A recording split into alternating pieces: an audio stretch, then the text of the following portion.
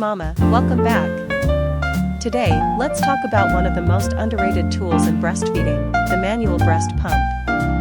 Many moms think electric pumps are the only way to go, but a manual pump can be just as amazing, and sometimes even better. First, it gives you full control. You decide how fast or gentle to pump, depending on what feels comfortable. It's quiet, simple, and feels more natural, like your baby's rhythm. Second, it's portable and convenient. No wires, no batteries, just grab it, use it anywhere, and clean it easily afterward.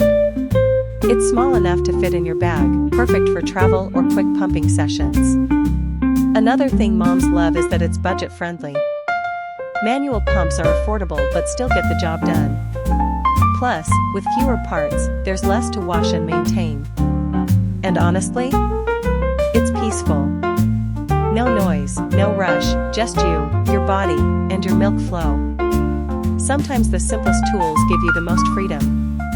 So if you've been wondering whether a manual breast pump is worth it, it absolutely is. It's safe, gentle, and designed to support you in your own rhythm. You're doing amazing, Mama, one gentle squeeze at a time.